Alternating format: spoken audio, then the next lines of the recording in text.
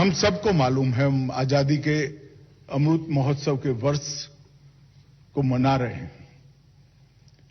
अमृत महोत्सव को मनाने के लिए इस देश के प्रधानमंत्री जी ने सिर्फ इसको एक उत्सव के रूप में नहीं, आजादी का अमृत महोत्सव का एक कार्यक्रम आने वाले भारत के उज्जवल भविष्य को सुनिश्चित करने के लिए भी कैसे उपयोगी हो, ऐसे कई बिंदु अमृत महोत्सव के कार्यक्रमों के साथ जुड़े हैं। मैं अमृत महोत्सव के कार्यक्रम के उद्देश्यों और इसके बारे में जानना नहीं चाहता, परंतु एक बिंदु पर जरूर बात करना चाहता हूं।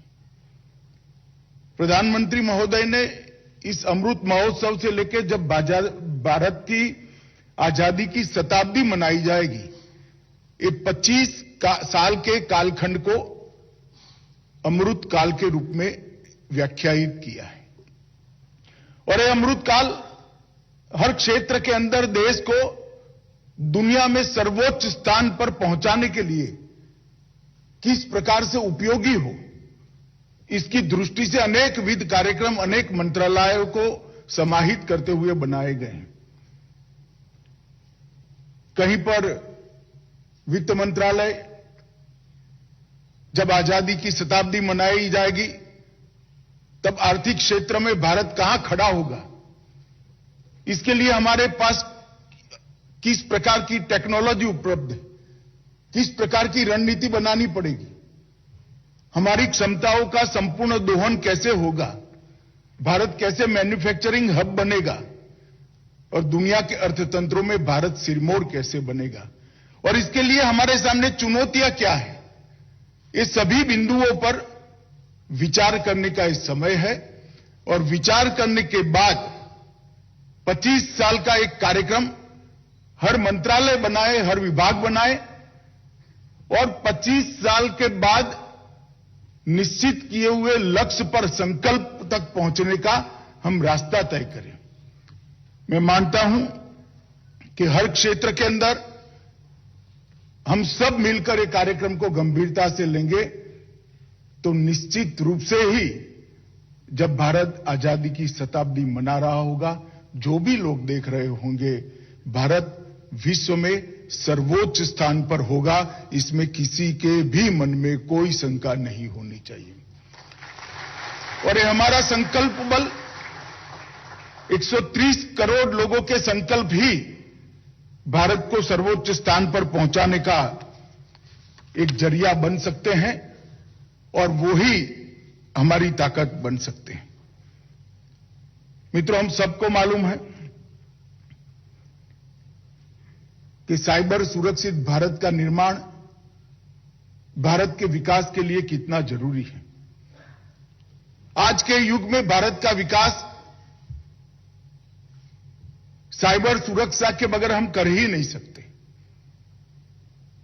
क्योंकि प्रधानमंत्री जी के इनिशिएटिव से ही आज भारत हर क्षेत्र में इतना आगे बढ़ रहा है, टेक्नोलॉजी का उपयोग इतना नीचे तक हम ले गए। मैं बाद में इस पर डिटेल में बात करूंगा, परंतु साइबर सुरक्षा को सुनिश्चित नहीं करते हैं तो हमारी यही ताकत हमारे लिए बहुत बड़ी चुनौती बन सकती है।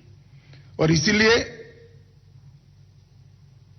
डिजिटल रिवॉल्यूशन के इस जमाने में साइबर सुरक्षा पर थ्रस्ट देने के लिए, साइबर सुरक्षा पर एक मंथन करने के लिए, चुनौतियां और चुनौतियों के समाधान को ढूंढने के लिए, और सबसे ज्यादा महत्वपूर्ण है कि जन जन तक साइबर सुरक्षा के बारे में जागरूकता पहुंचाने के लिए एक कार्यक्रम भारत सरकार के गृह मंत्रालय और संस्कृति मंत्रालय ने आहूत किया है।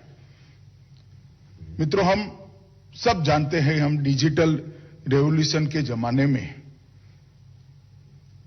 जैसे एक तरीके से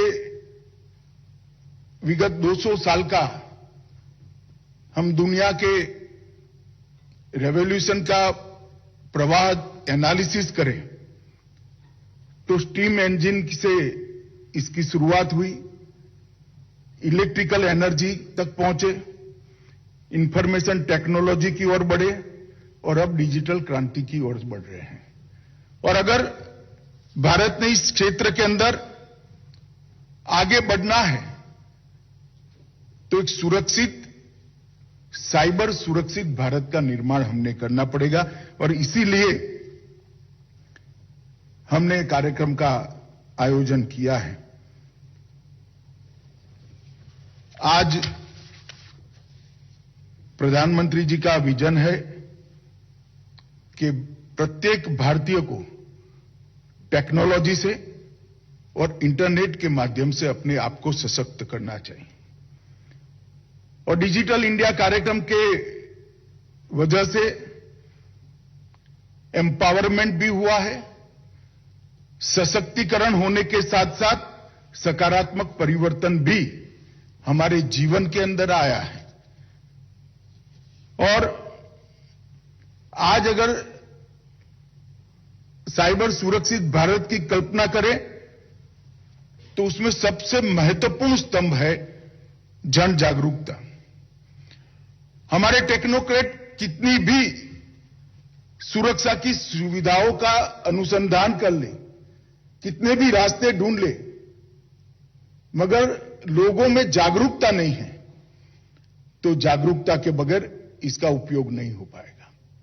और इसीलिए जन जागरूकता, जनहितकारी, टेक्नोलॉजी के चुनौतियों को जनहित में उसका समाधान ढूंढने का हमारे साइबर एक्सपर्ट्स का प्रयास और अंततोगत्वा जन कल्याण। आज 130 करोड़ भारतीयों को उनका सरकार से मिलने वाला बेनिफिट डीबीटी के माध्यम से सीधा उनके बैंक अकाउंट में पहुंच रहा है। मैं मानता हूं ये बहुत बड़ी, भारत जैसे देश में ये बहुत बड़ी क्रांति है। 2014 के पहले हम इसकी कल्पना ही नहीं कर सकते थे, क्योंकि 60 करोड़ परिवार ऐसे थे, 60 करोड़ लोग ऐसे थे जिनके परिवार में बैंक अकाउंट ही नहीं था। डिजिटली ट्रांसफर करने की तो बात छोड़िए, वो बैंक अकाउंट ही नहीं रखते थे। अपनी सुविधाओं को लेने के लिए, अपनी योजनाओं का फायदा लेने के लिए दर दर भटकना पड़ता था, कहीं करप्शन का भी शिकार होना पड़ता था। मगर आज 8 ही साल के अंतराल में देश में एक भी परिवार ऐसा नहीं है जिसके पास अपना बैंक अकाउंट नहीं है और ऑनलाइन उनको अपनी सुविधाएं, अपना बेनिफिट पहुंचता नहीं है। 13 करोड़ किसानों को चुटकी बजाते ही दिल्ली में प्रधानमंत्री जी के एक क्लिक करते ही इनके अकाउंट में 6,000 रुपया ट्रांसफर हो जाता है। मित्रों, ये बहुत बड़ी उपलब्धि है। उपलब्धि तो है, मगर इसके साथ साथ चुनौती भी है। साइबर फ्रॉड और कई प्रकार के साइबर अटैक से हमारे देश को सुरक्षित करना, ये हमारे सामने बहुत बड़ी चुनौती है। इसीलिए ये कार्यक्रम का आयोजन किया गया है। जैसा अग्निहोत्री जी ने बताया, लखनऊ, गुवाहाटी, अहमदाबाद, हैदराबाद, चंडीगढ़, विशाखापट्टनम और देवघर में भी एक कार्यक्रम को किया गया है। आप सबको मालूम होगा झारखंड के कुछ बच्चों ने किस प्रकार से दुनिया के सामने साइबर फ्रॉड का एक नया तरीका रखा था। आज देवघर में भी ये कार्यक्रम किया है। हमारे लिए बहुत अच्छी बात है कि साइबर सुरक्षा को देश के पिछड़े से पिछड़े इलाके से लेकर हर गांव तक पहुंचाने का हमने प्रयास करना चाहिए। इस कार्यक्रम के माध्यम से न केवल परिचर्चाएं आयोजित की हैं, विभिन्न प्रिंट और इलेक्ट्रॉनिक माध्यमों से साइबर सुरक्षा की नई नई प्रणालियां, साइबर स्वच्छता, साइबर अपराधों की रोकथाम के लिए सारे उपाय, साइबर अपराध रिपोर्टिंग पोर्टल को लोकप्रिय बनाना, साइबर वित्तीय रिपोर्टिंग के नंबर को भी, राष्ट्रीय हेल्पलाइन नंबर है हमारी 1930, उसको पॉपुलर बनाना और अनेक प्रकार के संवाद के माध्यम से इसको जागरूकता लाने का प्रयास किया गया है। कई जगह पे नुक्कड़ नाटक और संगीत नाटक एकेडमी द्वारा भी नए प्रकार के कुछ प्रयास भी किए गए हैं। मित्रों, साइबर स्पेस का दुरुपयोग कोई नई बात नहीं है, आप लोग जानते हैं। मालवेयर अटैक हो, फिशिंग हो, क्रिटिकल इंफ्रास्ट्रक्चर पर हमले हो, डेटा की चोरी हो, ऑनलाइन वित्तीय धोखाधड़ी हो, चाइल्ड पोर्नोग्राफी हो, ढेर प्रकार के दूषण आज यहां पर भारत में हम देख सकते हैं और आने वाले दिनों में वो बढ़ने भी वाले हैं। मैं थोड़ा आपका ध्यान आंकड़ों की तरफ भी आकृष्ट करना चाहूंगा। 2012 में टोटल 377 साइबर क्राइम रिपोर्ट हुए थे और 2020 में रिपोर्टिंग की संख्या 50,000 तक पहुंची है, मगर रिपोर्ट नहीं हुए हैं ऐसे साइबर क्राइम शायद लाखों की संख्या में होंगे। ये बताता है कि ये 270% की वृद्धि आने वाले दिनों में कितनी बड़ी चुनौती बनने वाली है। साइबर क्राइम रिपोर्टिंग पोर्टल हमने 3 साल पहले लॉन्च किया। अब तक 11 लाख से ज्यादा कंप्लेन अलग अलग प्रकार की रजिस्टर की गई और सोशल मीडिया क्राइम की कंप्लेनें भी 2 लाख से ज्यादा रजिस्टर्ड की गई और ये मात्रा दिन प्रतिदिन बढ़ने वाली है, क्योंकि भारत में आज 80 करोड़ भारतीयों की ऑनलाइन मौजूदगी है। मैं मानता हूं कि ये बहुत बड़ी संख्या है। एक प्रकार से ये आनंद का विषय है कि 80 करोड़ भारतीय ऑनलाइन अपनी मौजूदगी दर्ज करा रहे हैं और 2025 तक इस संख्या में लगभग 231% के रेट से बढ़ोतरी होने की संभावना है, क्योंकि हमारा प्रति जीबी डाटा की लागत में ये 8 साल में 96% कमी आई है और ये कमी और बढ़ने वाली है। जैसे जैसे डाटा सस्ता होगा, यूजर और बढ़ेंगे और प्रणालियां भी इस पर कार्यरत हो जाएगी। सिर्फ मैं प्रधानमंत्री जनधन योजना के बारे में बताना चाहता हूं कि 45 करोड़ नए अकाउंट खुले हैं और 32 करोड़ रुपए डेबिट कार्ड आज देश में ये 8 साल में वितरित किए गए हैं। ये 32 करोड़ लोग कभी भी डेबिट कार्ड, क्रेडिट कार्ड की दुनिया में नहीं थे, ऐसे लोग हैं। इनके ट्रांजैक्शन भले छोटे छोटे हो, परंतु ऑनलाइन उनकी उपलब्धि है। यही बताता है कि हमारा कारोबार कितना बढ़ रहा है। वित्त वर्ष 2022 में यूपीआई पर लेन देन $1 ट्रिलियन को क्रॉस कर गई है और पूरा विश्व इससे अचंभित है। सिर्फ यूपीआई पर लेन देन $1 ट्रिलियन से आगे बढ़ चुकी है और दुनिया में डिजिटल भुगतान में कुछ ही समय में हम सबसे पहले नंबर पर पहुंच जाएंगे। 2021 में वैश्विक डिजिटल भुगतान का 35% हिंदुस्तान में हुआ है, भारत में हुआ है, जो हमारी साइज बताता है। और भीम यूपीआई अब केवल भारतीय ऐप नहीं रही, वो ग्लोबल बन चुकी है। सिंगापुर, यूएई, भूटान, नेपाल और अब फ्रांस में भी यूपीआई और भीम ऐप स्वीकार कर लिया गया है। तो आने वाले दिनों में ये बहुत बड़ी चुनौती बनने वाला है। जनधन, आधार और मोबाइल, ये तीनों के माध्यम से डीबीटी को हमने सुनिश्चित किया है। लगभग 52 मंत्रालयों की 300 से ज्यादा अधिक योजनाएं डीबीटी को कवर करती है और अब तक 7 साल में 23 लाख करोड़ की राशि छोटी हफ्ते भी सीधे बैंक अकाउंट में ट्रांसफर करने का काम नरेंद्र मोदी सरकार ने किया है। लगभग इससे 2 लाख करोड़ की बचत भी हुई है। भारत नेट भी बहुत जल्दी से विस्तृत हो रही है। 5.75 लाख किलोमीटर फाइबर केबल बिछाई गई है और 1,80,000 गांवों को इससे जोड़ने का काम कर दिया गया है, जो संख्या 10,000 से कम थी 8 साल पहले। 8 साल के अंदर 1,80,000 गांवों को फाइबर केबल से ग्राम पंचायतों को जोड़ने का काम कर दिया है। मैं इसलिए बता रहा हूं कि हम सबके सामने चुनौती कितनी बड़ी होने वाली है, इसका संज्ञान होना चाहिए। परंतु भारत सरकार का गृह मंत्रालय भी साइमल्टेनियसली बहुत चौकन्ने तरीके से इसकी रोकथाम के, साइबर फ्रॉड की रोकथाम के लिए भी इतना ही जागरूक है और इतना ही तेजी से आगे बढ़ रहा है। मोदी जी के नेतृत्व में जब श्री राजनाथ सिंह जी गृह मंत्री थे, तब 2017 में गृह मंत्रालय में साइबर और सूचना सुरक्षा CIS प्रभाग बनाया गया और वहां से इस साइबर सुरक्षा की दिशा में ढेर सारे कदम उठाए गए। मित्रों, अभी थोड़ा तो बताया गया, मगर रिपीटिशन हो तो भी मैं जरूर बताना चाहूंगा।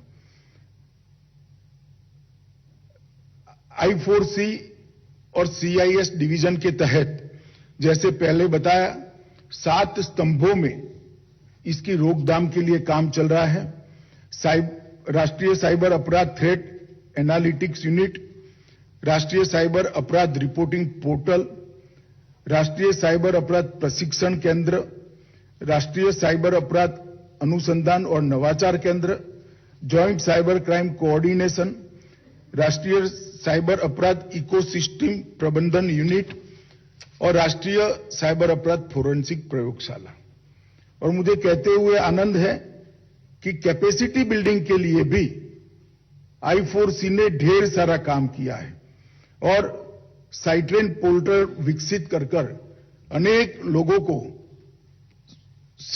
प्रशिक्षित करने का भी काम हुआ है। देश भर के पुलिस के अलग अलग स्तर के ऑफिसरों को 16,000 से ज्यादा लोगों का इस पोर्टल पर से ट्रेनिंग करने का काम समाप्त हो चुका है और 6,000 लोगों को सर्टिफिकेट देने का काम भी समाप्त हो चुका है। और इसके साथ साथ साइबर फोरेंसिक जांच में भी हम राष्ट्रीय साइबर फोरेंसिक प्रयोगशाला जो बनाई है, इसके साथ साथ नेशनल फोरेंसिक साइंस यूनिवर्सिटी में भी एक अलग प्रकार से R&D का काम चल रहा है। देश भर में और दुनिया में कहीं भी साइबर फ्रॉड का या साइबर अटैक का नए प्रकार का हमला होता है, नेशनल फोरेंसिक साइंस यूनिवर्सिटी इसका संज्ञान लेकर उसको इस पर R&D कर इससे बचाव का, सुरक्षा का एक नए प्रकार की प्रणाली विकसित करने के लिए काम कर रहा है। और मैं वहां जाकर आया हूं, इनका डिटेल रिपोर्टिंग भी मैंने लिया है। मैं आप सभी को आश्वस्त कर सकता हूं कि दुनिया भर में नेशनल फोरेंसिक साइंस यूनिवर्सिटी का हमारा जो यूनिट है, दुनिया भर में कोई रैंकिंग नहीं है, मगर जब भी रैंकिंग शुरू होगी वो नंबर 1 पर खड़ा होगा, इसका मुझे पूरा भरोसा है।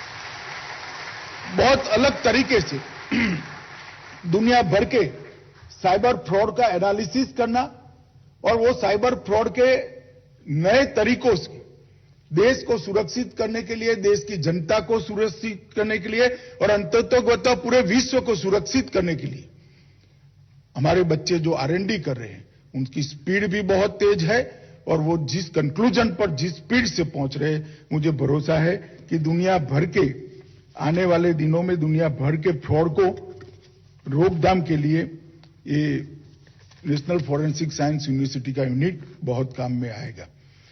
मित्रों, साइबर सुरक्षा एक प्रकार से राष्ट्रीय सुरक्षा के साथ भी जुड़ी है।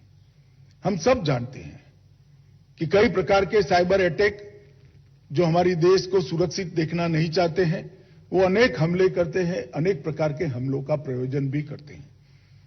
कुछ देशों ने तो इसके लिए साइबर आर्मी भी बनाई हुई है, मगर हम भी इसकी सुरक्षा के लिए मैं आपको सुनिश्चित करना चाहता हूं कि भारत सरकार का गृह मंत्रालय भी इसकी सुरक्षा के लिए बहुत चौकन्ना है और हर कदम पर हम इसकी रोकथाम करने के लिए अपने आप को अपग्रेड भी कर रहे हैं और अपने आप को इसके लिए सुनिश्चित सुरक्षा हो इसके लिए तैयार भी कर रहे हैं। मित्रों, साइबर फ्रॉड के कई नए आयाम आने वाले दिनों में देखने में अभी भी आ रहे हैं, आने वाले दिनों में भी आएंगे। साइबर स्पेस सुरक्षा के संदर्भ में भी हमने बहुत सारे इंतजाम करने पड़ेंगे। नागरिकों की प्राइवेसी के प्रश्न आज ही उपस्थित हो चुके हैं। क्रिटिकल इंफॉर्मेशन सिक्योरिटी के संदर्भ में और सतर्कता हमें बरतनी पड़ेगी। डाटा और इंफॉर्मेशन ये दोनों आने वाले दिनों में बहुत बड़ी आर्थिक ताकत बनने वाला है। डेटा की सुरक्षा और इंफॉर्मेशन की सुरक्षा के लिए भी अपने आप को हमने तैयार करना पड़ेगा और ओवरऑल राष्ट्रीय सुरक्षा के बारे में भी हमें अपने आप को तैयार करने पड़े। कई प्रकार की चुनौतियां हमारे सामने हैं।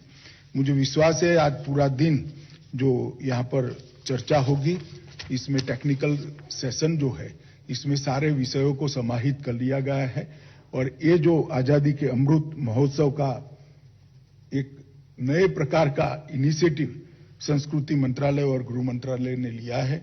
मुझे विश्वास है कि आजादी की शताब्दी जब देश मना रहा होगा तब कम से कम साइबर सुरक्षा की दृष्टि से देश सुनिश्चित होगा और दुनिया में सबसे ज्यादा सुरक्षित साइबर एटमॉस्फेयर अगर दुनिया में कहीं पर भी होगा तो हमारे भारत में होगा।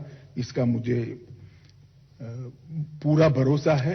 आज के दिन में संस्कृति मंत्रालय और गृह मंत्रालय के सभी लोग जो इनसे जुड़े हैं, कार्यक्रम से जुड़े हैं, वो सभी को बहुत बहुत शुभकामनाएं देता हूं और ये भी कहना चाहूंगा कि इसी वर्ष में हम संकल्प लें कि साइबर अपराध से आजादी का संकल्प लेकर जब देश शताब्दी मना रहा हो तब दुनिया में साइबर सुरक्षित भारत बनाने में हम सफल हो।